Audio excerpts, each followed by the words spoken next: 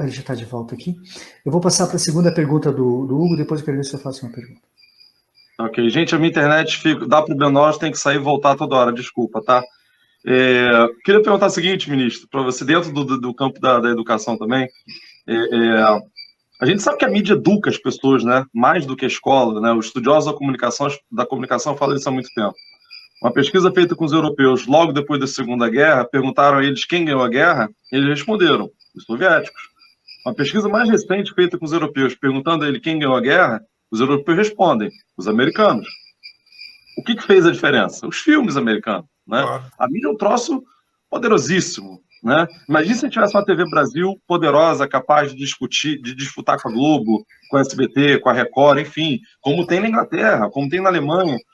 E, pelo que parece, dentro dessa lógica institucional, né, de buscar ter maioria no parlamento, a esquerda tem uma bandeira histórica da democratização da mídia, mas que o PT sondou isso, estudou botar isso em pauta, mas nunca propôs, de fato, botou no Congresso em votação um projeto de lei de democratização da mídia. Quando ameaçou, né, fazer isso, já teve um ataque muito grande da mídia, do campo político, das organizações Globo, que chamaram aquilo ali de censura, o PT preferiu recuar, né? O senhor me corrija aí se eu estiver enganado. E aí tem esse argumento que o senhor apresentou agora, que é um argumento que o Lula fala isso também, de que não adianta botar o Lula como presidente, que tem que ter maioria no parlamento para poder governar. Mas o senhor não acha que ficar preso a essa lógica estritamente institucional, que a gente sabe que é muito improvável, que somando todos os partidos de esquerda vai ter mais do que 257, né, a maioria no parlamento, e a maioria estreita, né? O ideal é que você tenha uma maioria muito mais ampla do que isso. Isso, na verdade, não acaba engessando, ou seja, parece que o PT, de certo modo, desistiu de fazer a luta popular de rua, de pressionar o povo a ir para a rua, para pressionar os deputados para poder aprovar uma lei. A gente fica meio refém de eleger a maioria no parlamento, que a gente sabe que é difícil de eleger, muito difícil de eleger. Quer dizer, será que o PT e o conjunto da esquerda, centro-esquerda, não abandonou a luta de rua, de certo modo, de pressionar o parlamento por meio da luta política para aprovar essas pautas que são pautas históricas da esquerda? Eu vou responder a tua pergunta invertendo a lógica. Qual é a possibilidade de fazer um enfrentamento de massa se você não tiver, pelo menos, a disposição de uma parcela elevada da população de votar em pessoas identificadas com um projeto político, que significa a politização da sociedade. Eu fui candidato a deputado 4 vezes e me elegi 4 vezes. A minha maior angústia era fazer campanha e as pessoas, quando você começava a tentar aprofundar um pouco as reflexões, as pessoas diziam, não, deputado, fica tranquilo, eu voto no senhor. Eu não estava lá atrás do voto dele. Claro que eu queria também o voto, mas eu estava atrás de usar a campanha para a politização. Eu fazia palestra na periferia de São Paulo, ou no interior de São Paulo, explicando como que se constitui o orçamento da União. Então, tem vários passos a serem dados. No momento, a nossa luta principal, na minha opinião, é interromper o projeto fascista do Bolsonaro. Por isso, eu, inclusive, apoio o diálogo do Lula com o Alckmin.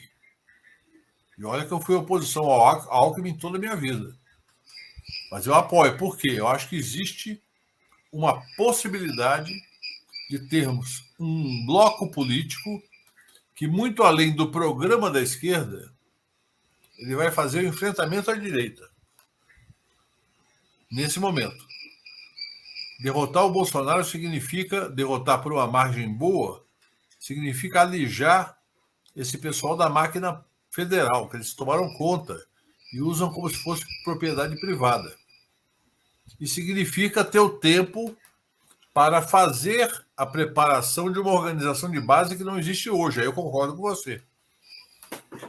Não era mais fácil nos anos 90. Nos anos 90, a gente enfrentava, por exemplo, em São Paulo, o Maluf. E perdemos a eleição para o Maluf.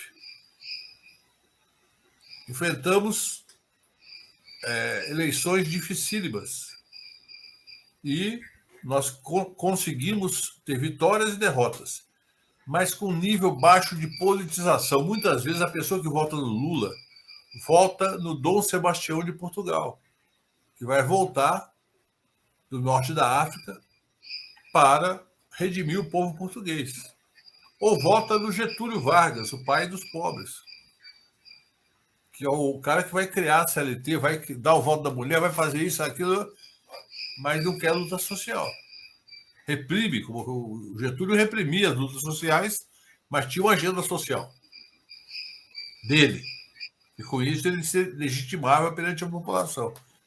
Então, é um processo complexo. Eu acho que uma coisa que eu tenho defendido muito é que não existe construção de luta social, luta de rua, luta popular, sem planejamento. E o planejamento consiste em 4 elementos: comunicação, formação política, mobilização e organização. O partido político tem que colocar esses 4 elementos no centro da sua vida política. A eleição é um evento, é um pedaço da política.